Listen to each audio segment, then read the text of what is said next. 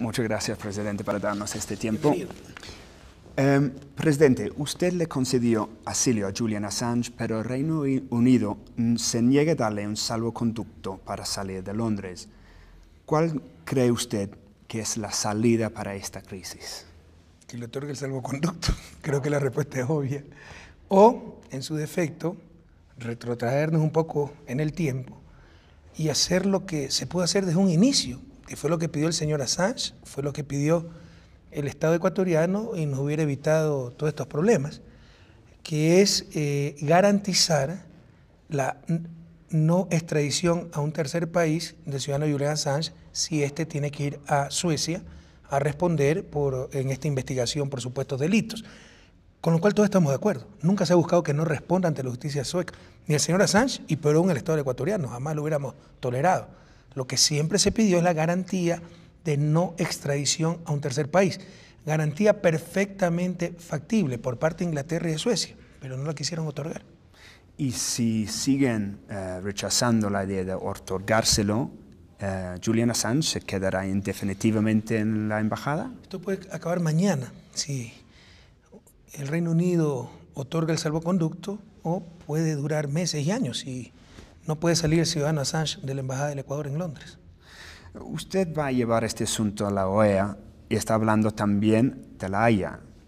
¿No le parece contraproducente involucrar a tanta gente? ¿No sería mejor simplemente resolver este asunto como bilateral entre Ecuador y Gran Bretaña? Pero separemos dos cosas. Una cosa es el asilo al señor Assange, otra cosa fue la inaudita amenaza explícita por escrito, un día antes de otorgar el asilo, diciéndonos que de acuerdo a una ley nacional de 1987, el Reino Unido podía ingresar en nuestra embajada para arrestar al señor Assange.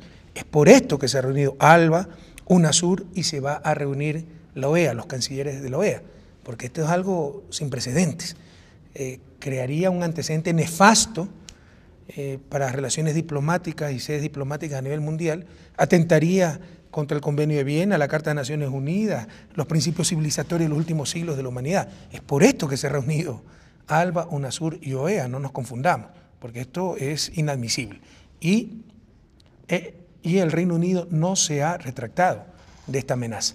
Lo de la Haya y otras instancias judiciales que estamos explorando, sí, para ver si se puede obtener por esas vías el salvoconducto requerido. Con respecto a esta ley británica, ellos dicen que estaban simplemente expresando su punto de vista, de donde ellos podrían, bajo la ley británica, hacer este tipo de paso. No estaban amenazando a Ecuador. Y usted ha repetidamente dicho que es una especie de amenaza imperial. ¿Usted no está como utilizando este momento para como extender una imagen de Gran Bretaña como a punto de entrar con armas, etcétera? ¿Usted leyó la comunicación? Sí, lo leí. Sí. ¿Y no le parece que hay una amenaza ahí muy clara?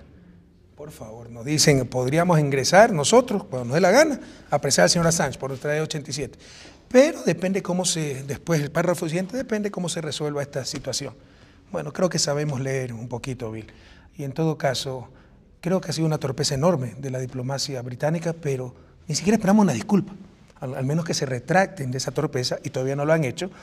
Y usted decía hace un momento, esto no debe ser un problema de Ecuador y Gran Bretaña. O sea, ahí usted ve la doble moral y el doble estándar y cómo hay países que se creen superiores a otros. Me parece que cuando hubo amenazas a la embajada del Reino Unido en Teherán, el año pasado creo, ¿verdad?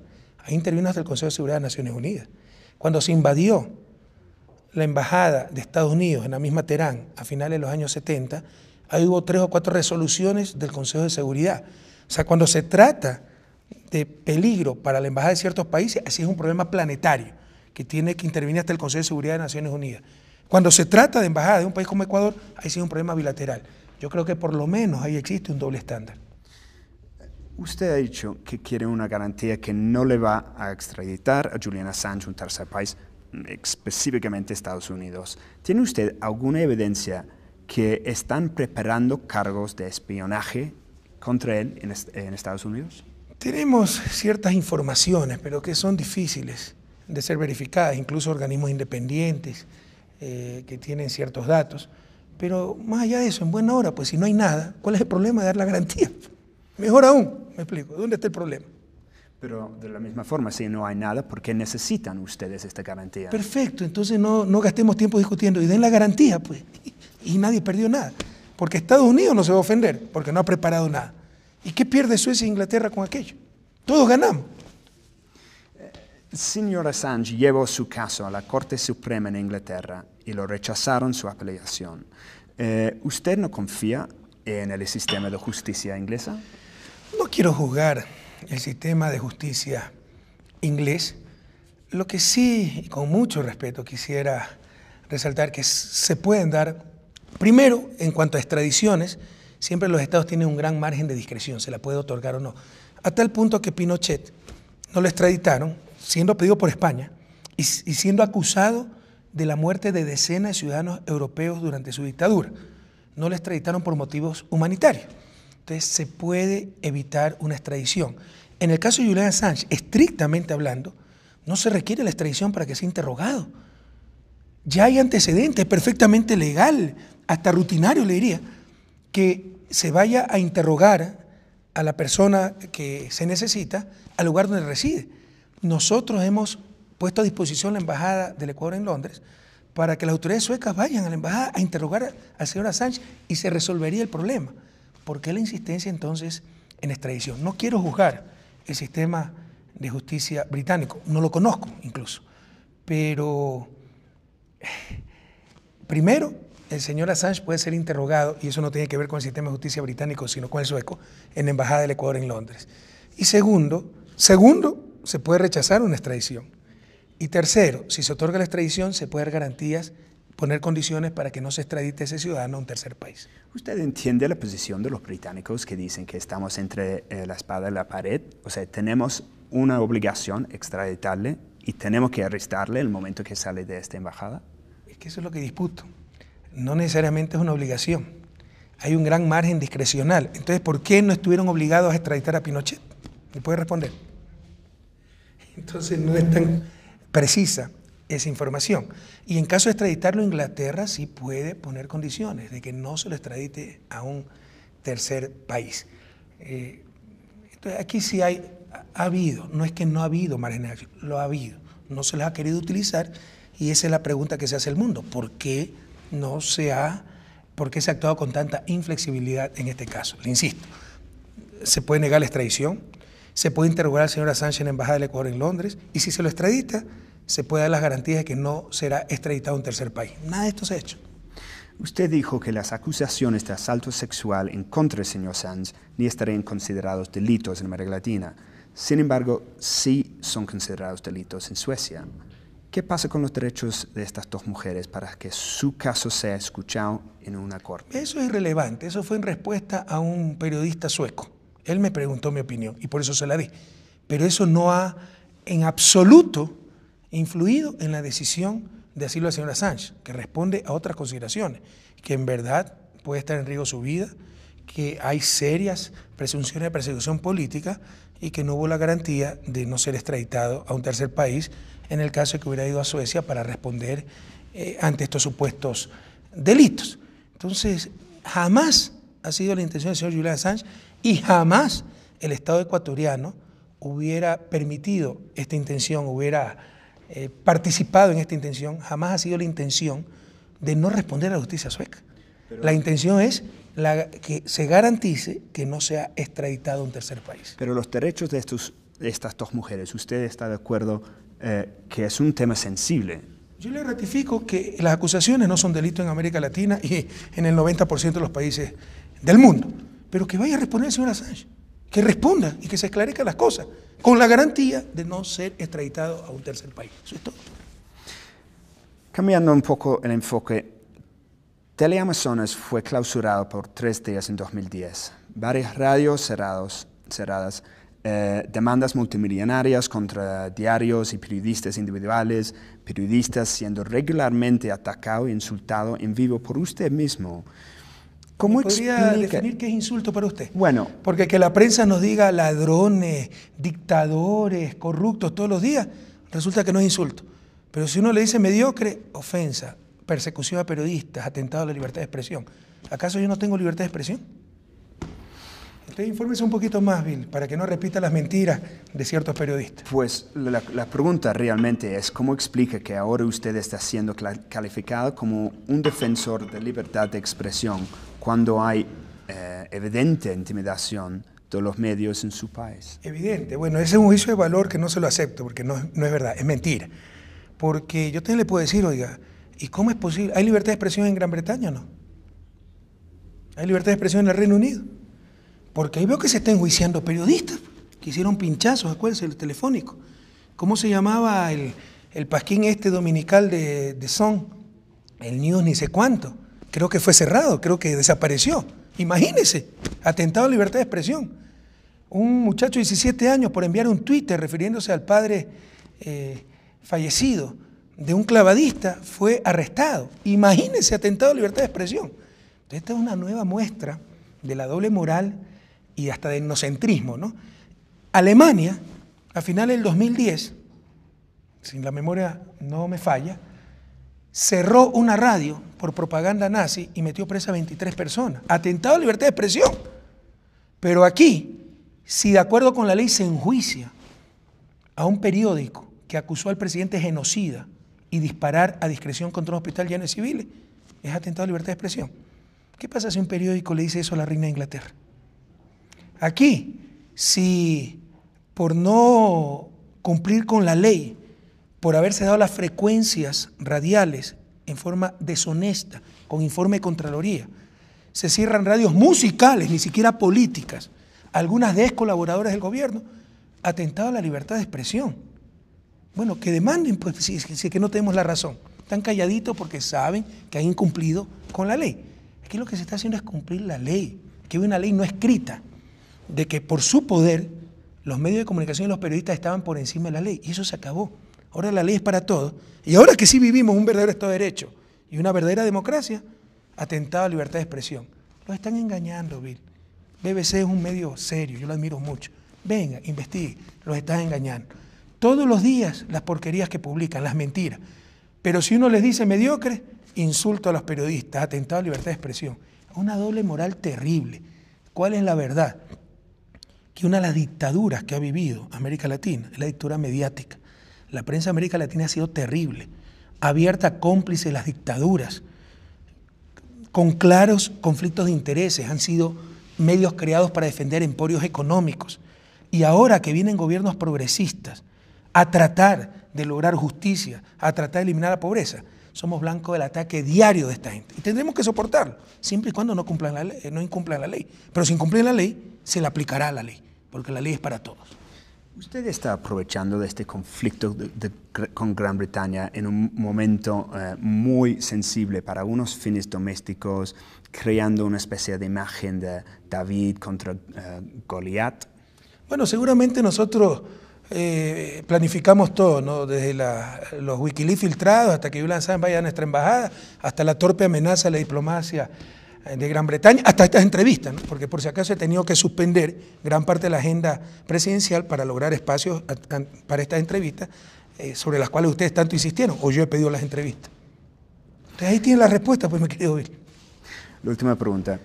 Existe actualmente en Ecuador el caso de Alexander Barankov, un bielorruso que se encuentra en prisión, que está a la espera de una posible extradición a Minsk, con los cargos que él asegura que tienen motivaciones políticas.